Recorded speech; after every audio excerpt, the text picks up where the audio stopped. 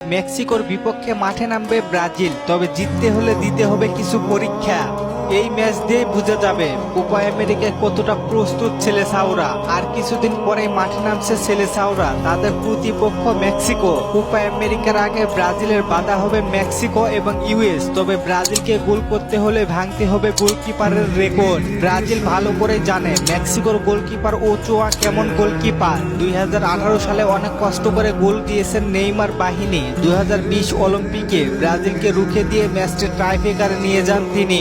এই গোলকিপারকে বোকা বানিয়ে গোল করা মোটেও সহজ হবে না সেলেসাওদের। মেক্সিকোর বিপক্ষে জয় পেতে হলে অবশ্যই নিজেদেরকে মিডফিল্ড শক্ত রাখতে হবে।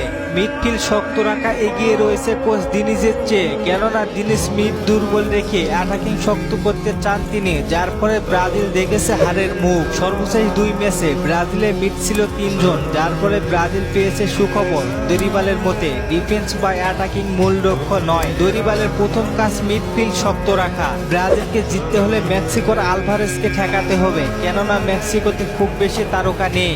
মূলত তারকা হিসেবে তারা অনেক ভালো খেলে, তবে ওয়েস্ট হামে খেলা আলভারেজ রয়েছে দুর্দান্ত ছন্দে। বর্তমানে মেক্সিকো দলটি তার উপরে ভরসা করে, তবে ব্রাজিল যদি পরিকল্পনা করে তাকে আটকে দিতে পারে, তাহলে কাজটি খুব সহজেই হয়ে যাবে। ব্রাজিলের এই ম্যাচটি অনুষ্ঠিত হবে আগামী মাসের 9 তারিখ সকাল 6টা 30 মিনিটে। কোপা আমেরিকার আগে এই 2 ম্যাচ দিয়ে শেষ করবে সেলেসাওরা। অপরদিকে ইউএস এর বিপক্ষে 13 তারিখে মাঠে নামবে ব্রাজিল দল। নেইমার, ক্যাসমিরো, থিয়াগো সিলভা আরও অনেকেই দলে ছিল না ইংল্যান্ড ও স্পেনের বিপক্ষে। তারপরেও ম্যাচ হারেনি দরিবালের শিষ্যরা। রামন মেনেজেস, দিনিজ যা করে গেছে, আশা করা যায় দরিবাল তেমন কিছু করবেন না। আপনাদের কি মনে হয় ব্রাজিল কি জিততে পারবে এই 2 ম্যাচ? জানিয়ে দিন কমেন্ট করে।